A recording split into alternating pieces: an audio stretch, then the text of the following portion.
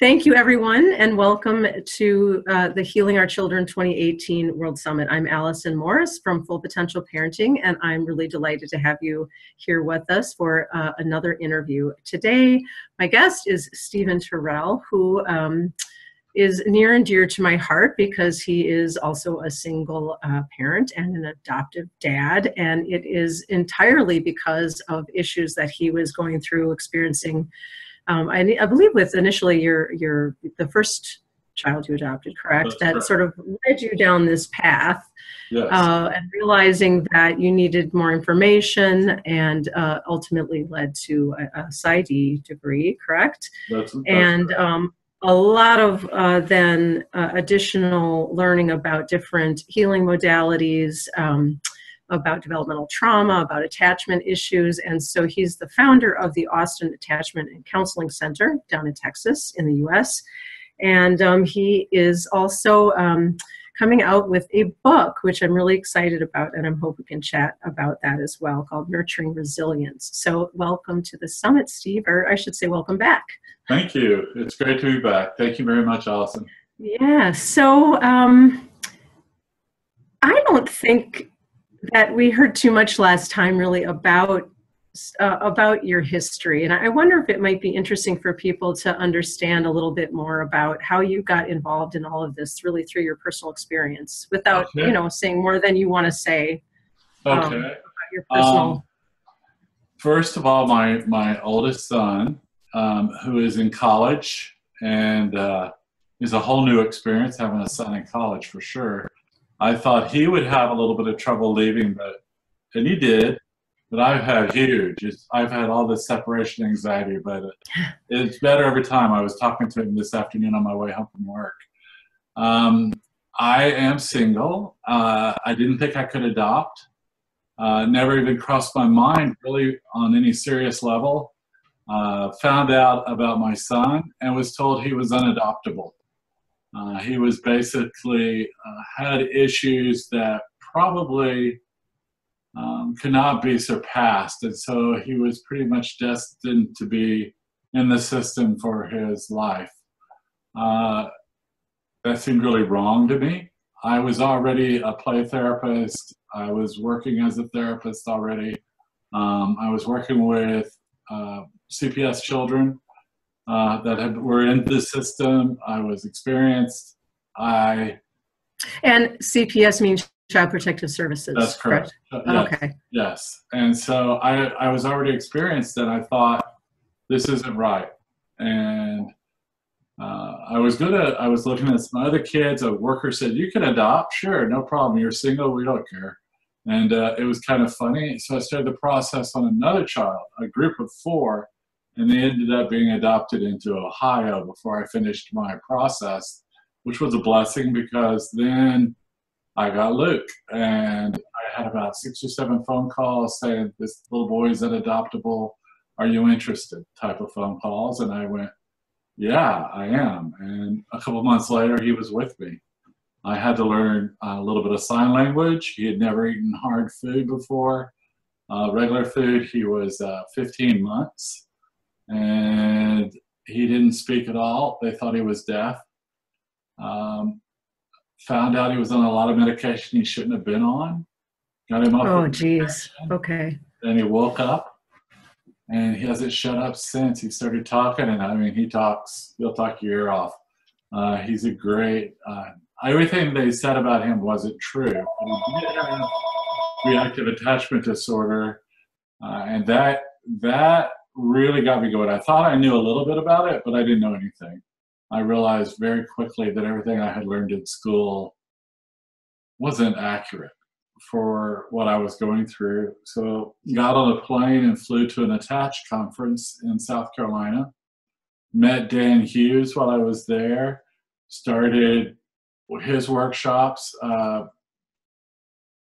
figuring out what do I need to do next. Learned a lot, did a lot. And Luke's life started to change, and my life started to change, and enough that another caseworker is in my office that I have a little boy who's unadoptable. He's been in 2 adoption placements, and they've all failed. And something's wrong. He can't put his shirt on by himself, all these things. And so I ended up with him. There's John Michael, so I have the two of them. And they're both, John Michael's in high school and Luke's in college, and life is great. For the most part, we have a good life. Excellent. Thank you for that, because I think it helps just put some context around where the work that you do and where you've been and how you're still helping primarily adoptive families and working with adoptive kids, correct? Forever. I will always be working in this area. You know, developmental trauma, the more I get into developmental trauma or moved, I have a few biologicals, but most of my population, whether they're young or older, regardless of age, are adopted. That is where my heart lies, because I know what it's like. I understand. It was hard. There were nights and days that I sat and cried. Thought, I don't know what to do. I don't know what to do. And it's hard when you just don't understand. Nobody really tells you enough. And so from my own experience, I know how important it is just to learn. You know, the book, I'm really proud of the book. I wrote it with Kathy Kain, Nurturing Resilience. And I'm proud of it, but it barely scrapes the surface. It begins to scratch the surface and start bringing it up to where people can understand about regulation and start figuring out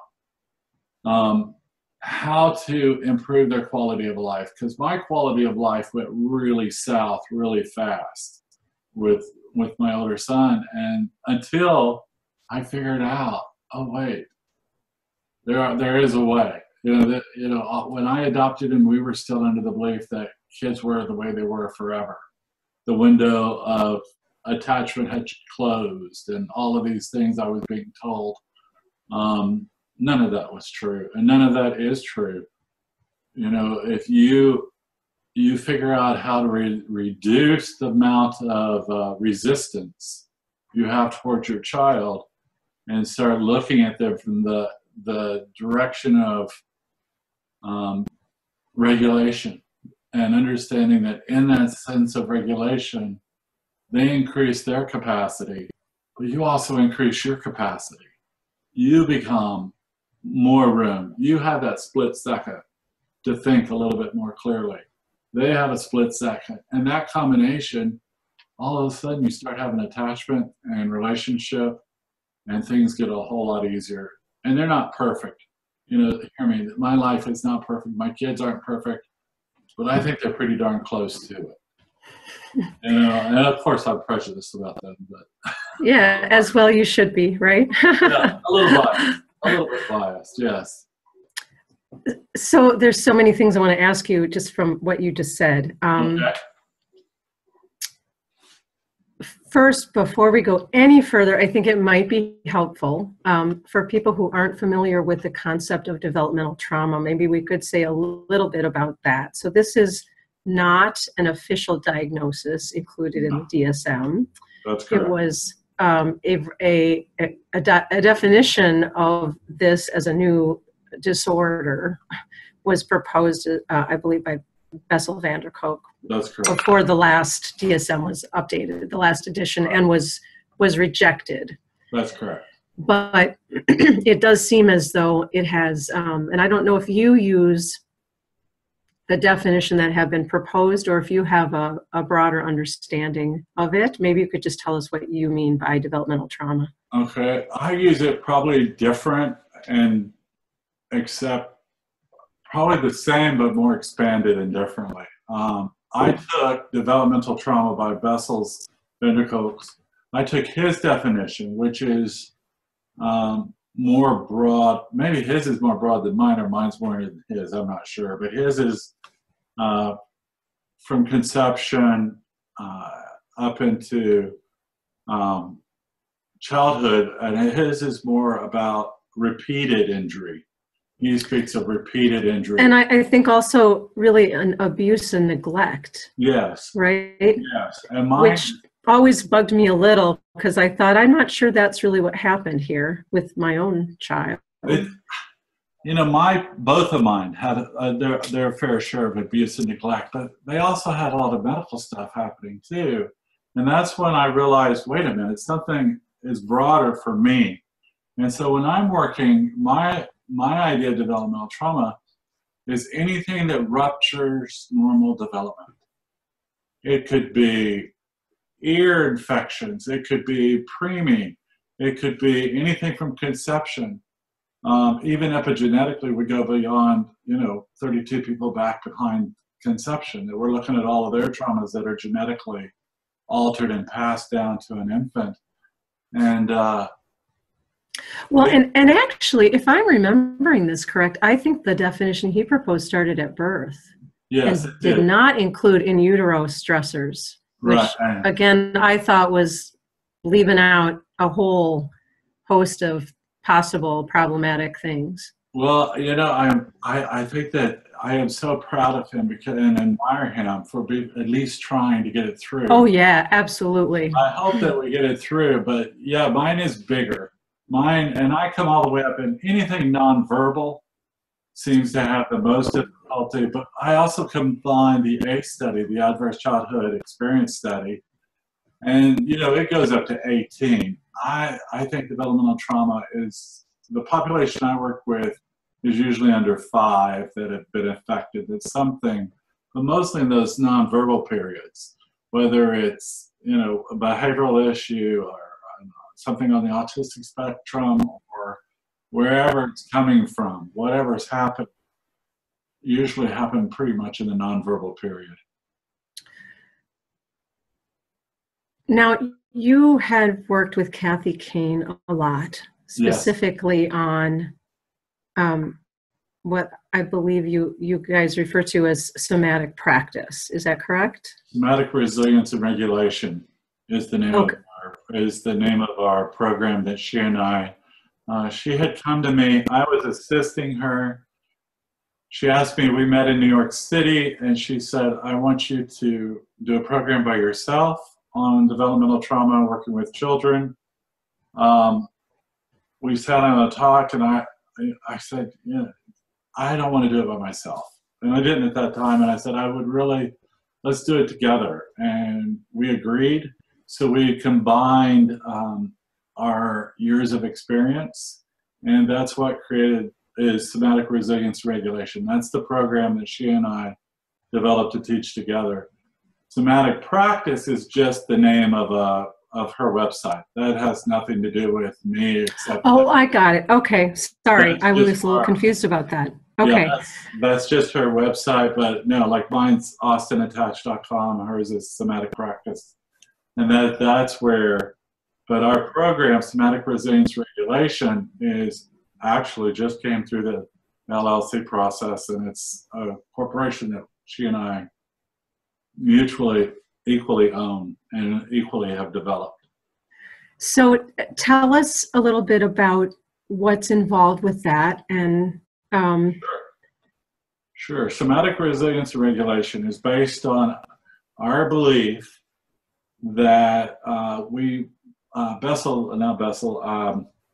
Dan Siegel speaks about a window of tolerance, and window of tolerance has been around even before him.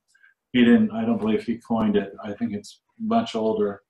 But we come from the idea of the window of tolerance. If everything goes right in birth and after birth, those first 6 weeks, as Alan Short calls the pre-attachment phase, and we start looking back at those, and everything went right, you have a pretty good window of tolerance, kids do. And so do adults. They move along. But if you've had an injury or there's been an insult, some sort of rupture that occurred somewhere along the process, your window of tolerance may be flat. You may not have any window of tolerance at all, or it may be very, very small. And in that window of tolerance, we have sympathetic arousal, and then we have the parasympathetic come up, and it meets the sympathetic and pulls it down. All the population I work with live outside that window of tolerance. Somatic Resilience Regulation deals with folks who live outside the window of tolerance. And they begin to develop defensive accommodations. And that could be oppositional defiant disorder, that could be ADD, ADHD, that can be cussing, fussing, cutting, drinking, alcohol, drugs. I mean, we go on and on and on with all of these defensive accommodations. because they mature with us. And defensive accommodations are kind of like a faux or surrogate parasympathetic, because they're helping to push down that sympathetic to make you appear within a normal range, within the window of tolerance. And just to pause, so if folks aren't familiar with these terms, we're talking about the sort of the two modes of the autonomic nervous system, right? And we look at it from three modes. We follow Stephen Porges. Okay, so the polyvagal. Yes, all right. We go with the polyvagal theory, which is the sympathetic response to is fight, flight, and freeze, social engagement. Its sympathetic response is what happens when there's threat coming at us. If there's threat coming towards us and we feel like we're not going to survive, or we're looking towards survival. The parasympathetic is divided into two different legs, a high dorsal and a low dorsal. And low dorsal we have to have. That's digestion, and it's normal for us to have it going at night when we're sleeping. High dorsal, not so much. It's more of a free state, and it brings on autoimmune, all sorts of issues begin to occur. When we're looking at early trauma, developmental trauma, we're looking at that trauma, Alison. It's, the need to survive. That's where these kids, adults, we lock in on survival. Everything's a threat because our neuroception, which tells us if we're safe in our environment, it's skewed. We don't have imagination anymore, because the imagination, instead of being big and bold and beautiful and colorful, becomes very narrowed. Because you can't have imagination. You can't have it in your sense of perception. You don't perceive, everything around you feels dangerous and uncomfortable and scary. And I'm trying to live. And, for Bruce Perry's work, when we look at his work, we know IQ dropping 35 to 40 points in fear response on kids. Like you send a kid to school, 100 is average normal IQ, drop 140 points, and you now have a child in the mental retardation part of IQ, struggling in school, not being able to learn, not being able to make friends, there's no relationships. These kids are fighting, trying to make it, and then they're considered threats by teachers, and they seem scary when they're just trying to survive. That's all they want to do. So just a couple of questions from that. So you're talking about lack of imagination. Right. And at the same time, I've known a lot of, these kids also have a lot of anxiety. Huge. But what it seems to me sometimes is that, in fact, there's a ton of imagination about catastrophic things or dangers, or so is that a different, should that not really rightly be called imagination, or is that catastrophizing? I think it's catastrophizing, but I think that's a good way of looking at the imagination too, Alison. I think that's exactly it. That, your imagination is about fear. We're all going to die. Yeah. I'm going to die. If I don't get my needs met, I'm going to die. Nobody can save me. And then they begin to spiral. I'm hopeless. I'm ugly. I'm stupid. Nobody wants to be my friend. Everybody hates me. I'm going to die. And then it just repeats. And it ruminates in the brain. Or my mom is going to die, or my dad is going to die, or my pets are going to die, or my, yeah. Well, abandonment is the initial thing that happens if there's especially in adoption. The need to survive and the fear of abandonment are the two biggies in adoption world. Always afraid of being abandoned. It's that you leave for work and you don't get home. It took me a while to figure that out. It's easy to say to someone, Dad's going to be okay. I'm going to be okay. Don't worry about me. I'll be home. it took me a little bit to figure out that my younger son couldn't tolerate me being late. If I was late, then something happened. And really getting conscious about that put me in a place where I say, you know, I'm going to be late tonight. I'm going to be home from the office a little bit late. And also, when it's to this day, if we get in the car to go somewhere, his first question is, where are we going? How are we getting there? You know, always I have to say, this is where we're going. And then he calms. But that's a fear that I think that even when you begin to have regulation and you're starting to live in your window of tolerance, I think that fear of abandonment, that fear something's going to happen to mom and dad, something's going to happen, and the fear of my own survival, the likelihood that I'm going to live is very, you know, much on the top of their head all the time, in the front part of their mind. And then we get shame. You know, the whole shame comes in and rides. And we know that shame is cognitive, and it just bypasses the limbic system. It goes right in and attacks that reptilian brain. Just, you know, some of these kids, it's supposed to be our cognitive brain and our limbic brain should be about 2.5 times bigger than our reptilian brain, the brainstem area. Now, some of these kids, their reptilian brain is 2.5 times bigger than their cognitive, because the need to survive is so great, and that fear of abandonment is so great that it just really builds in the back. So here's a question Okay. about neuroplasticity Yes. and the ability to, you know, which relates both to your comment about drops in IQ and also about literally the size of different portions of the brain. Are those changeable? They're 100% over time? Yes. They, you know, there's some wonderful slides out there of MRIs and PET scans of brains of kids who have had developmental trauma or experienced developmental trauma. And their brains sometimes don't even fill their skull. And they'll have black spots and darked out areas where there's nothing happening, like dead spots. And we know that kids, once they begin to have regulation and they start having a sense of self, that those areas, the brain will begin to change, it begins to repair, things begin to happen, regulation. You know, teaching children, when children are afraid and they don't trust teachers or they don't trust the classroom, and we send these kids off to school and we think, well, they're not learning. Why aren't they learning at school? That fear can just pull in their IQ down.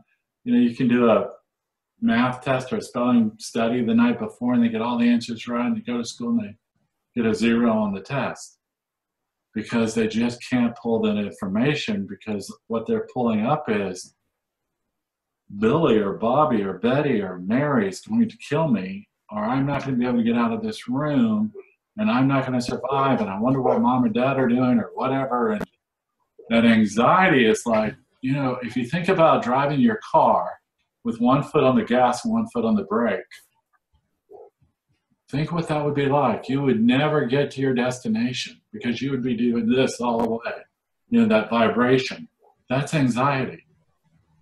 That's the anxiety that happens. And I know from experience, I know from kids and adults alike that I work with, if we can bring regulation on board, they can begin to change. I have lots of examples of that happening. Well, and I'd love to hear some of those, but can you give us a little bit of an idea of what approach you take to start to bring about this regulation? So that the name of this suggests that it's not talk therapy. That is exactly correct. There is a talk piece to it because of the narrative, and the narrative often changes. So that kind of gives us an indication of what's going on. And the talk part of it is probably the fact, I believe, and I started way back with something that I call agreement therapy. And agreement therapy is you don't resist what you hear. You don't come against, if your child says, I hate you, you say, oh, you hate me. Instead of, oh, even though you hate me, I still love you. What people don't realize is that causes more anxiety. It increases activation. It takes the child further from, or the adult, further away from their window of tolerance. That's really interesting, because I think a lot of people may not realize that. And I've heard that in the past, and I think I'd forgotten it. It's very important. And I teach adults that. I teach parents that all the time. Look at your children. And so when I'm working on the table, I create a safe haven. You know, I go back to Bowlby's work on attachment. My office becomes a safe haven. I have a table, a somatic experiencing table in my office. The child or the adult, after we did the initial check-in, if it's a child, they may do trampoline first to begin the regulation process, and then we put them on the table. Once I put them on the table, you're fully clothed. It's not like going to a massage therapist. I'm not a body worker. So, you know, I don't know any of those things. What I do know is that the kidney adrenals, the left kidney is right underneath the liver, or the right kidney rather. I start on the right side and I begin to put my hand under their back, just right up underneath, right where the kidney is, and I wait. I wait for that kidney to begin, and I can feel expansion or I feel change. And then I sit with it for a little bit because I want it to feel a sense of co-regulation. And in the beginning, it's very passive regulation, because most people with developmental trauma that I work with don't co-regulate. They're on auto-regulation and a self-regulation that is more about survival. And so I'm doing passive regulation in the beginning, and then I move to the other kidney, the left kidney. The left kidney is up against some nerves that go to the lower lumbar region. It also is up against the respiratory diaphragm, touches into the colon, intestines, and the spleen. So when I'm there on that side, it sits a little different than the one on the right. Again, I put my hand underneath and I wait for regulation. Clients, sometimes they're talking, sometimes they're really quiet, depending on what's going on. But we're moving towards passive regulation in the beginning of therapy, and as we move on, we'll get more into what I call more of an awareness type of self-regulation, where someone is aware that they're activated or they've been triggered, but they're able to manage it cognitively. They can say, oh, I'm going to be out of this store in 5 minutes. I don't need to worry about all the people. I can shut down my listening and I can move towards the door. So two questions with that. So by passive regulation, again, you mean that you are doing the regulation for them. Okay. Yes, and I'm showing up fully. And that's another part of it is, as a therapist, you have to show up 100%. Vulnerable, open, and willing to co-regulate with the client. I mean, I care about my clients a lot because I am totally exposed to them. Their system and my systems are right there together. So, yes. And what are you feeling for? What do you notice? Is it a change in what you sense through your hand, or is it something that you're noticing more throughout your body as they begin to regulate? Question, Alison, because I'm feeling stuff in my system, and I can feel stuff, but I'm looking at them and I can see a change in color in their face. I see the skin tone will change, their respiration will begin to change, the pattern of their breathing, like they'll be going like at one pace, and all of a sudden it'll switch and it just flips over and there's another pattern going, and it's a much smoother pattern. Their pulse rate, I'm looking at their heartbeat. I can see it right in their neck when I'm watching. I can see if it's speeding up, if it's slowing down. Those are actual physical signs. Plus, it's not unusual to get a lot of heat. Their kidney, in the kidney region, or if I'm working in the brainstem region, because I also to work in the brainstem, and we do C7 and diaphragm work. You know, we move through systems is what we're doing. So it depends what system we're in, but almost always something is visually happening. And when I'm talking, you know, if I bring on regulation, a sense of co-regulation, the first few times or first few sessions that occurs, it may only last 3 or 4 minutes. It may be done before they leave the office, but we begin to build that resilience. That's where the resilience is coming in. We're increasing capacity. And is the resilience, it's, I don't know what's the word I want to use, like a sort of just a habituation, like just you're teaching the body a new way of being. Yes, you really are breaking habitual patterns, and you're putting new patterns in place, and you're teaching when someone moves out of that survival regulation, self-survival regulation, which happens because, you know, a lot, whether something physically happened, whether there was an unavailable or unemotional caretaker, all these things that these kids and adults move over into this survival regulation pattern. And so when they begin to move over, there's a moment they get afraid, because when all of a sudden they feel regulation for the first time, it's really quiet and really scary. So there's all sorts of other things going on in the session too that we're dealing with. Plus, some people would have a window of tolerance, and something that I coined several years back, a faux window. On top of it, we'll have another window of tolerance. And they'll be living in that window thinking they're perfectly, everything's going well. And we start getting regulation, and they drop below that into another window, the true window of tolerance. And you're like, whoa, what just happened here? And because they're so used to being on high alert, hypervigilant, with their adrenals just churning out. Yes, it's completely normal. Wow. Normal. So the unnormal is quiet and calm. That's the part. It just shocks me to this day when I see someone have that reaction. It's amazing to see, because they really get afraid, but it's a different fear. It's more like, oh my goodness, it's so quiet. Peter Levine does a workshop called Eye of the Needle. And that's what he's working with, is people with near-death experiences going through that needle. When you come into the window of tolerance for the first time, it feels like you're going to die. I'm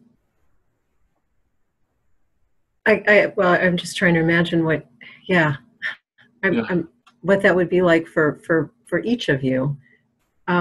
What's the youngest age that you do this work with? I have had babies as young as right out of the NICU. Oh, wow. Okay. So I have done work with little bitty tiny babies, which I love working with. I only work with them for about 5 minutes. They come between sessions, actually. And I see them between sessions when I'm seeing babies. I've worked with 3-month-old, 2-month-old. I worked with one little girl who wasn't able to sit up, wasn't able to do anything. She's now walking. She's in school. I work with them at all ages, all the way up. My oldest client is 83. And a doctor. I would imagine that the time it takes for them to release and relax and regulate is shorter if they're younger, unless perhaps the trauma they've been through has been really severe. You know, or do all children respond just a lot more quickly? Is there a rule of thumb about that at all? The younger they are, the little babies seem to do better, yes. Because I believe that they're able to transform. I believe that they cellularly, at a cellular level, can transform much quicker. Some kids, you know, it's not just about the injury. And this is hard for some parents, but it's also about the safe haven they have at home. How invested the parent is in understanding that the trauma is physiological, it's not psychological, and nobody's going to fix it. Nobody's going to fix their child, and nobody can fix them either. That oftentimes parents need to be on the table. They need regulation. They come with their own trauma. In the adoption world, there's lots of trauma about not being able to give birth. I have an IVF in vitro and it not working. Some people are really cruel about that to them. Some families, not everyone in a family accepts an adopted child. Breaks my heart, but there's all those different kinds of traumas that the parents living through, and depending on what the child has went through, they probably have secondary trauma. So it's important that they get, be sure that they're getting something too, that they're getting, something that calms down their reactions, their triggers, to where, because you really, oh goodness gracious, you have to be present. And you have to be calm. When a kid is throwing a fit, and they're really angry and hurt, or they're really acting out, to be able to hold that space and not join them. So many parents lose it. They can't. Yeah. I mean, it's tough. It's very tough. I have done it more times than once, and so I definitely understand. But I know, what did Ainsworth tell us? 70% good enough mother. 70%. That's 70%. Is all you have to show up. 7 out of 10 fits. That's all. So, I think I want to go back to something you said, that the injury is physiological and not psychological. That's correct. Which, in certain respect, argues against any inclusion of developmental trauma in the DSM. Yes, I know. But then again, we could argue about probably most of the disorders included in that as not truly being psychological in nature at all. Right. Or that's, I personally think it's probably a false distinction, and it's time for those walls to crumble entirely. Right. Because everything is a whole body issue. Yes. Always. It's way more holistic than anybody wants to pretend. And Peter Levine teaches, and I believe, and through somatic experiencing, I learned it's physiological. And once I realized it's physiological, this is so hard to get parents sometimes to understand that. And I'll say, if your child had diabetes, how would you react? Oh, well, we would do this and this and this and this. And I said, this trauma is just like diabetes. They can't sit still. They can't because they're so afraid. It's just like someone watching blood sugar go up and down. This child is just watching safety go up and down. It's all physiological. I think it may be time for some of those stories of how kids have become regulated, and changes that you've seen, and how long did it take? And and also, if I could throw another one in, what are you doing with the parents at the same time, so that children aren't going back to being parented in the same way, perhaps, as they had been before? Or is that somebody else's job that you? Well, I wish it was somebody else's job. Most of the time, it's me, because of finances and such it's tight. Money's tight for parents. So oftentimes I'll have them all, but I bring the parent into the room. So they're in the therapy room.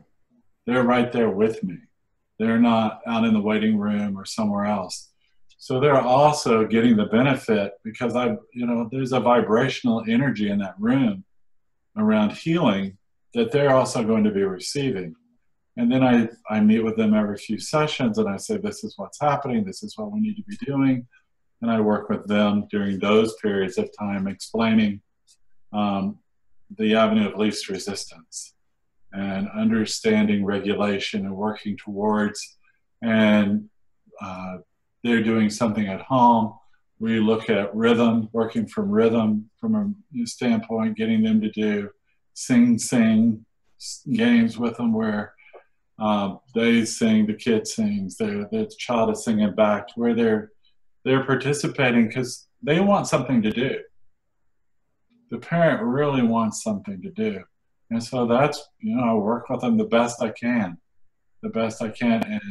And my history-wise, I have one little boy that pops in my head immediately.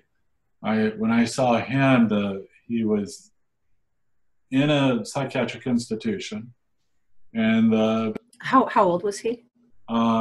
He was 7.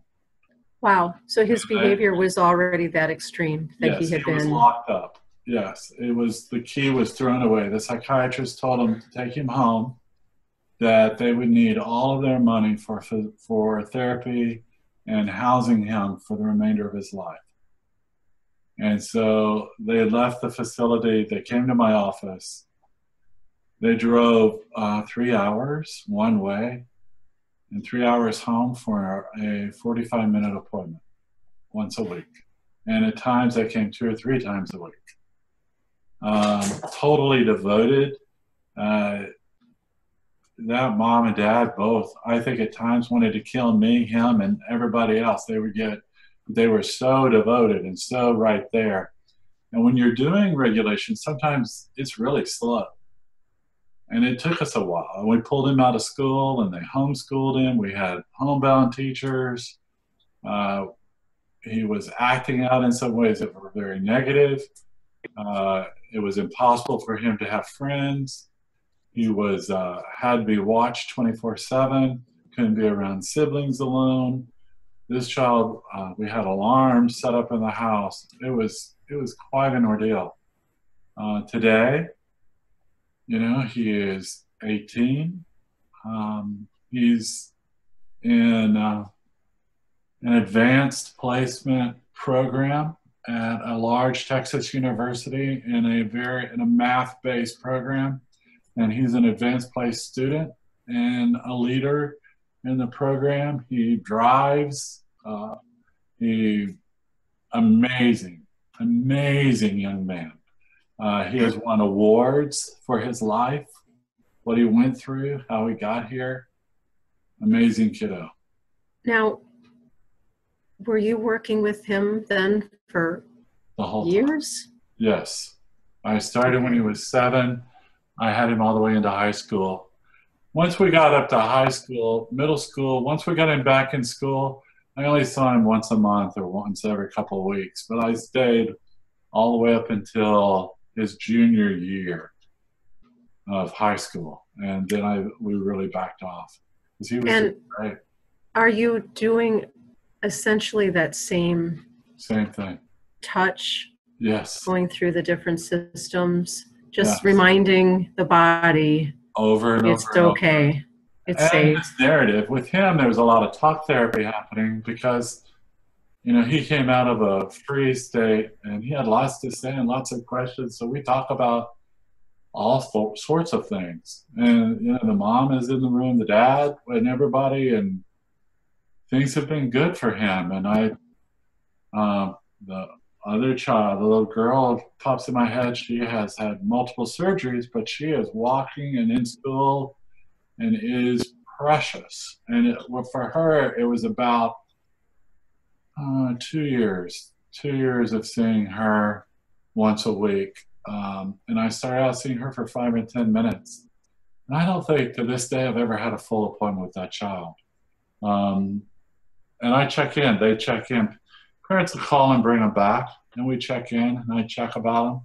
A little boy that was in NICU was screaming 24/7, 3 months old, sleeping through the night, doing fine. Never saw him again. A woman, a woman in her 50s, had road rage. Her developmental trauma was horrific, is horrific. After 6 months, she came into my office and she said, "I hate you." And I said, "Okay." I was kind of shocked. I said, "It's okay to hate me." And she said, "I was pulling out of the parking lot and somebody cut me off. And before I knew it, I didn't even shoot a bird. I didn't get angry. I didn't do anything. I didn't even scream and yell. I let them go ahead and go in front of me." And we both just burst out laughing because change happens. Other kids, another one pops in my mind. He was failing. He couldn't get it. He was failing completely. Kept going. And once he brought on regulation, started passing classes, is now doing great in school. Saw him for about 14 months. A little girl was in a fall, was in middle school, fell, hit her head, was removed from school, had a brain concussion, couldn't remember things. 3 sessions, and she was remembering algebra and back in school and moving right along. Endless tales, endless stories. Wow. So are there things that either the clients, children, or the parents that you ask them to do between sessions? Yeah, I think I'd mentioned this one before. The last time I was on your program was I encourage parents to use hot water bottles, not a heating pad. You fill a hot water bottle up, not boiling hot water, where it's not too hot, and it's about halfway, so it's kind of rubbery soft. And it's the old-fashioned rubber hot water bottles. And you put one under each kidney at night, let the child lay on it, and you might touch their foot, have the parent touch their foot, if the parent's safe. Some parents don't feel safe. It takes them a while before they feel safe enough to do that kind of work. So or to be around their kids' feet. Yes, exactly. And they're, some of the parents I see, they walk in the door and sit down and they think they're coming to terminate parental rights. Oh. That's why they're there. They made the appointment because they've already seen a bunch of therapists. So some parents are pretty desperate when they show up in my office. And so we move slower for them to do much of anything until they have more regulation. And they're able to hold a larger space for their child. And then, we start encouraging them. You and Kathy do a lot of training now. I remember being very excited to hear about that. Now it's been over 2 years since I think we spoke last. Yes. And you have continued to do that training. That's correct. How many folks now do this kind of work? Do you know? Is there a database, a provider directory? There's a website called SRR, TSTSRR on Facebook, and people email me and ask for referrals. It's interesting. And I pause because I'm thinking about how I'm going to say this, because some therapists, we might have 50 people in a class that completed. Out of those 50, maybe 10 or less will actually do the work. And that's a good thing, because in the process, they figure out this may not be what they want to do. They may be more difficult for them, because it will trigger. There's days that I leave my office going, what in the world was that? And we walk away. But we've trained quite a few. We continue to train. We have Somatic Resilience and Regulation. I have Transforming the Experience-Based Brain. We just started in North Carolina. I did by myself. Kathy's doing touch skills training. She's on her way to Australia and then to Switzerland.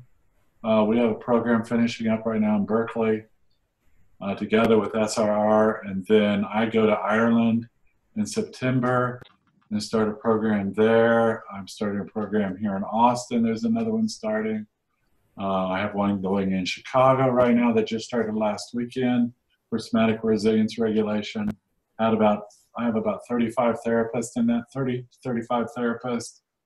A lot of hard work because the training itself is experiential. So you're going to do so much classroom teaching, and then they're going to be, they're holding kidneys, and their kidneys are getting held too, and they're having brainstem, and they're having gut work, and they're having fluid systems. So there can be a lot of activation in the training. I know we don't really have time to go into this, but what's the genesis of this work? I mean, who stumbled upon this idea? Or is it based in something else that's been then modified and expanded on? Or I still combine Dan Hughes' work on didactic developmental psychotherapy, DDP. Some of that's still brought into my work. I was trained in EMDR. There's some of that comes in. But the touch work, it came out of Kathy's touch work. When I took her work, when I took the training, nobody in the United States was working with children. Mm. And I took it, and I came back to Austin, and it was lonely because I didn't have anybody to talk to. And I just have fine-tuned it and fine-tuned it and fine-tuned it. So, and then she has fine-tuned it because her expertise was complex traumas, but it was older adults and people living on Social Security because of, autoimmune issues, people with severe disabilities. And I was working with children. Through those, we just combined our expertise and just kept putting them together and trying this and trying that. And thank God for my children. Thank God for my clients, because my clients, I've tried things on them that they were the very first one to ever have it done. And they have been great. Absolutely wonderful.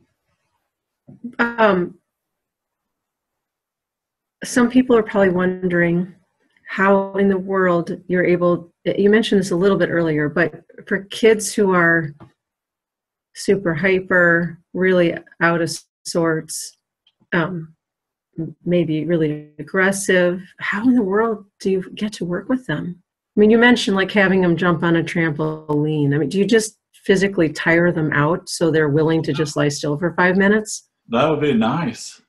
That would be nice if that would work all the time. It doesn't work all the time. My little sweetheart today was there, and she was bouncing around, and she was hyper all over. And I was trying to get her to do some movements with me, some reflex work. She was not having it. And I said, okay, let's get on the table. She got on the table, and I have a large whiteboard, put it on the table, and she draws, and I hold her toe. There's this wonderful thing called intention and attention. And I have attention on the whole system, and intention is where I'm working. And I can hold the toe and get to the kidneys. I can, if I have to, I can regulate from any part of the body, or I can regulate sitting next to you. I've trained a therapist in San Francisco, Berkeley area, and she works all with intention. She never touches a child because she works in an agency and isn't allowed, and she's marvelous results just by the that's so fascinating. Yeah. But it doesn't surprise me. I mean, I've interviewed so many people about all sorts of different kinds of energy work. Yeah. But I still find it fascinating, and some people are really skeptical. So it's wonderful to hear someone with your background talk about this as well. As it's just been part of your experience that it works. I could probably scare people to death because I might have a whole bunch of angels in the room. The kids may be asking for angels. We may have all sorts of stuff happen. I use any resource I can get. Yeah, ask for help, and if it comes, that's awesome. That's exactly right. I don't care. Yeah. Living, dead, been dead 100,000 years. Come on and help me. As long as you're here to help, right? That's right. That's if you've got our best intentions. That's right. Yeah. Yes. That's great. The book is coming out soon. May the 8th. We saw the cover today. We signed off on the cover. Goes to print this Friday, we were told. So in 2 days, it will start printing. Should be on the shelf. It was. I haven't checked today. It was #1 on Amazon.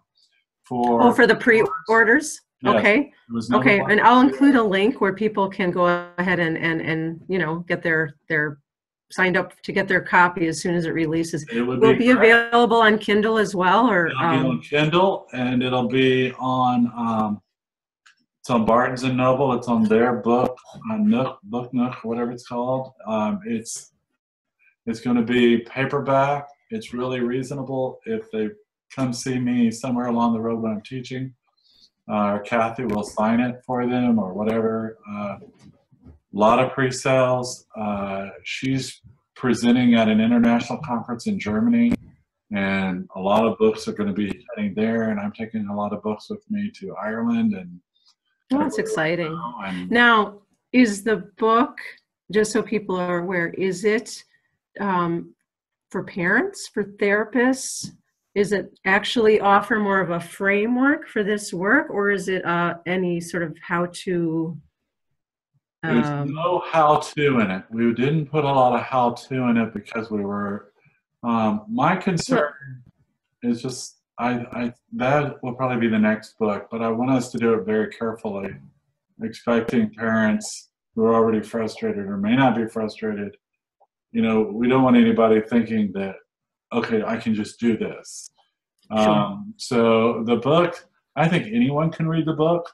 The book is referenced really well. It was written, our editors did a great job in taking whatever we stumbled across in our words and making them readable. So I think it's readable for parents or for clinicians, body workers, massage therapists. I think the book will have some useful information. Yeah, well, that's great. Well, I know we are right at about out of time here. I don't know if you have any final thoughts that you'd like to share with parents or other clinicians who may be watching. Well, I think I think that my final thought is that I don't think I'm done. I think I'm still learning from my clients, and I think that there are no hopeless children. There's no hopeless adults. I hear people say things about kids that have done bad things, and there's no hopeless. Nobody's hopeless. And I think that understanding regulation, for me to this point, has been a life changer. Not only a game changer, but a life changer. And I have my own developmental trauma.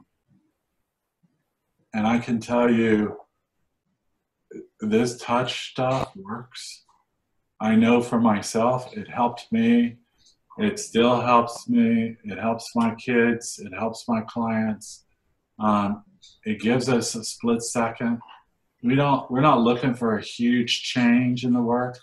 I don't look for people to go, poof, we had 6 sessions and all of a sudden everything's better.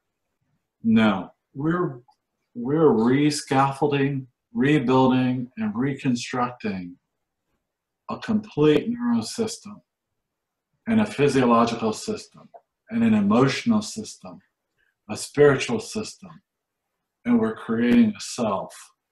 We're working with parts where, it goes from way over here where a kid may have trouble reading and some other complications, all the way over to dissociative identity disorder, DID, where kids have created multiple personalities and grown into adults with multiple personalities to protect themselves from what happened early on, whether it was physical trauma or abuse.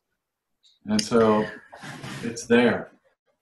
Well, that's lovely. And I hope certainly that more people are able to take advantage of your training and spread it.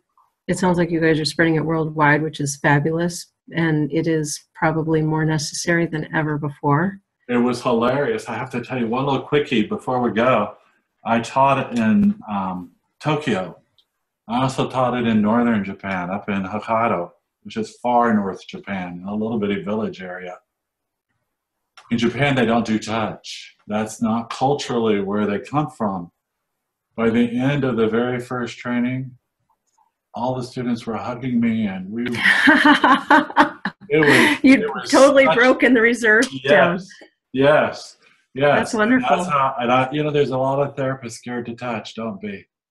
Just get training in it, and then you can do it. And most, check with their state, but most. That's wonderful. Well, Steve, thank you so much for joining us. I can't wait to read the book. And again, we'll share that link, and folks can find you. Also post a link to your website and maybe to that Facebook link that you mentioned as well. Okay, so if people are really looking for a provider, they can find somebody. Yes. So, and thank you everyone for joining us again for another interview, and we appreciate your tuning in. Okay, bye-bye.